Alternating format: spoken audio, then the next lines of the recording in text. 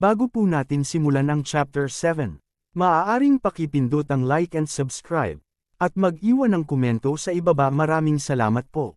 Sa pagpapatuloy, tuluyan na inatake ng demon si Aerith.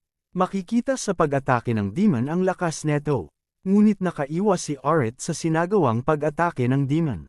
Napamura na lang si Aerith at sinabing bakit niya iwinasiwas ang kanyang espada na hindi nagbibigay ng babala. Muling inatake ng demon si Aerith, at muli naman siyang nakaiwas. At napa-atras si Aerith na naka-fighting pose na. Aba Aerith, parang totoo ah. Anyway, balik sa kwento. Sa isip ni Aerith sa kanyang sitwasyon ay hindi na siya makakatakas. At naisip niya na kailangan niya ito maaitali sa kahit anong paraan. Muling umatake ang bawat isa, at patuloy na nakakaiwas si Aerith sa mga atake ng dambuhalang demon. At naka-rating na siya sa harapan ng demon. At nagalit ang demon kay Aerith at tinawag itong daga at nagmura. Ngunit mabilis na tumalon si Aerith sa katawan ng dambuhalang demon.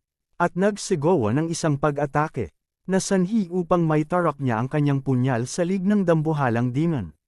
At galit na nagmura ang demon na pangit. Napamura naman si Aerith habang nagtataka kung bakit tila hindi bumabagal ang kanyang kalaban. Naisip niya na masyadong makapal ang balat ng demon kaya hindi niya masyado na ibaon ang kanyang punyal sa lig ng dambuhalang demon. Nag-iisip siya kung ano na ang gagawin niya, nang biglang yumanig at nagkaroon ng mga bitak ang lupa. At gumuho ito na sanhi upang mahulog ang dambuhalang demon. Sa paghulog nila ay di sadyang naitarak ni Aerith ang kanyang punyal sa demon habang pabagsak.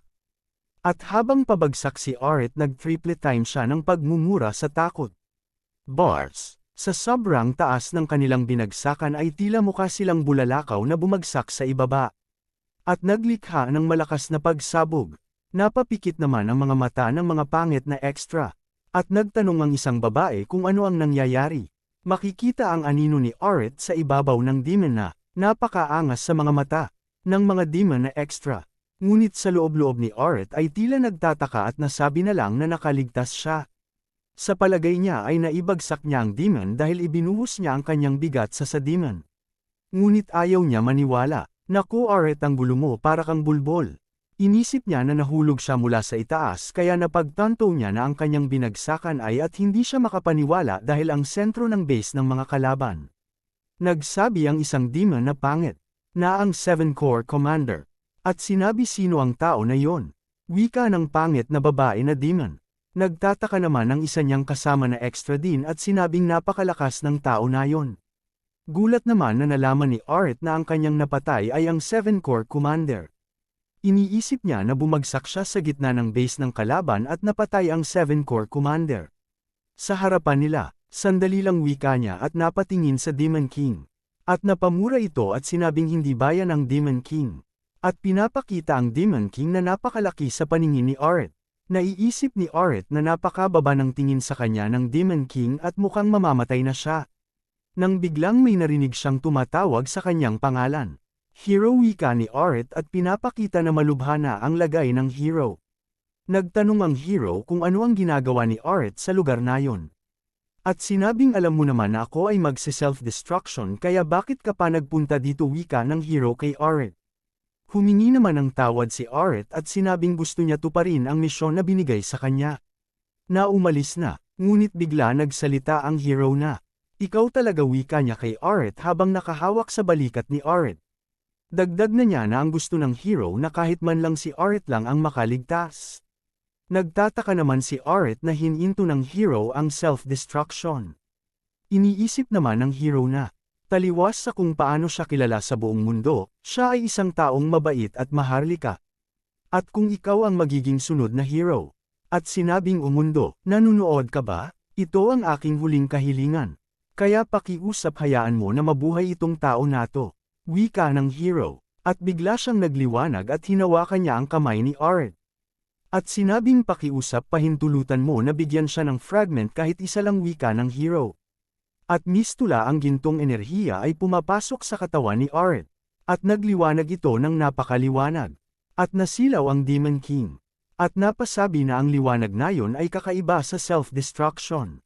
Sinusubukan ba ng hero na ipasa ang kanyang kapangyarihan? Hindi maari, papaano na pwede yun na mangyari? Wika ng Demon King. Habang ang hero ay nakasandal na lang kay Art na wala ng buhay. Nasabi na lang ni Art sa sarili na anong katangahan. Alam naman na imposible na maipasa ang kapangyarihan ng hero ng purong lakas lang ng kalooban. Hindi siya makapaniwala na hindi niya itinuloy ang self-destruction at ibinigay pa sa kanya ang kapangyarihan. Nagtataka si Art sa mga sandali ngunit katulad ng kanyang inaasahan wala naman daw nagbago sa kanyang katawan, bopals pa din siya. At nananatili pa rin siyang mahina. Ano yun, wika naman ng mga extra na pangit? Pinatay ba ng tao na yun yung kanilang hero? Sa palagay ko, wika naman ng babae na Marites. At sinabing pinigilan niya ang hero na mag-self-destruction. At pinatay niya ito, nakakamangha. Wika ng mga demonyong extra.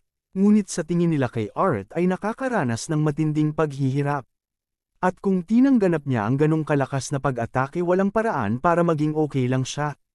Nagsuka na naman ako, wika ni Art habang nakatingin sa kanyang kamay na may dugo at inisip na ito ba ay sa dahilan ng kanyang pagbagsak mula sa itaas. At inisip ni Art na hindi na mahalaga kung hindi na niya malalampasan ang mga demon na ito. At sa palagay niya ay ito na ang wakas ng kanyang paghihirap upang makasurvive. Na may ngiti sa kanya mga labi. Ngunit nagsalita ang Demon King at tinanong si Art kung bakit siya nakakatawa pa sa kanyang situation ngayon. At tinanong siya ng Demon King na nakangiti, kung ano ang kanyang pangalan. Iniisip ni Art kung ano ang intensyon ng Demon King. Ngunit sigurado siya na ito ay sa aking pinakamahusay na interes sa pagpapatawa sa kanya. At sumagot si Art ng Dienhart. At sumagot ang Demon King, na nagustuhan niya ang pangalan ni Dienhart. At inisip ni Art na kailang niya ito ihagis sa kanyang depensa. At ang pagtangka niyang pagtakas. Kapag meron ng nakitang pagkakataon, hinikayat ng Demon King na sumama sa kanya at maging bahagi ng Demon Army. Oo, tinatanggap ko, sasali ako sa Demon Army, wika naman ni Art sa kanyang isip. Ngunit bigla siya nagulat, kung bakit naging ganun na lang ang kanyang ginugusto. Sinabi ng Demon King, na pinapauna niya nang sabihin na huwag niyang alalahanin ang anuman na pagsalungat. Sa demon o sa tao. Pagkatapos nilang masaksihan ang mga nangyari dito kahit sa panaginip, hindi nila iisipin pang sumalungat. At pinatekita ang patay na akatawan ng 7 Corps Commander at ng hero. At pinisil ni Art ang kanyang muka na may pangigigil at sinabing kailangan niyang makasurvive. Ngunit hindi niya inisip sa ganitong paraan. At bumalik na sa realidad. Iniisip ni Art na nag-umpisa siya sa araw na yon.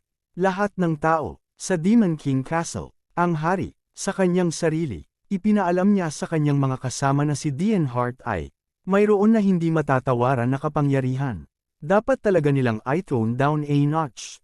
Napakalayo na nila kaya natakot ako sa kinabukasan ng kamatayan. At sinabi na ni Ed kay Art na sila ay nakarating na. Ang base sa border, ng mundo ng mga tao, at ng Demon Realm. Ang mga frontline kung saan nagaganap ang walang humpay na labanan sa pagitan ng mga demonyo at ng imperyo. Kailangan kong pumunta sa ganitong lugar. Sumalubong ang First Corps Commander at sinabi na hinihintay siya neto. Kung pagbabasehan ng kanyang lagay mukhang may nangyaring masama dito. At nagkamayan ang dalawang commander.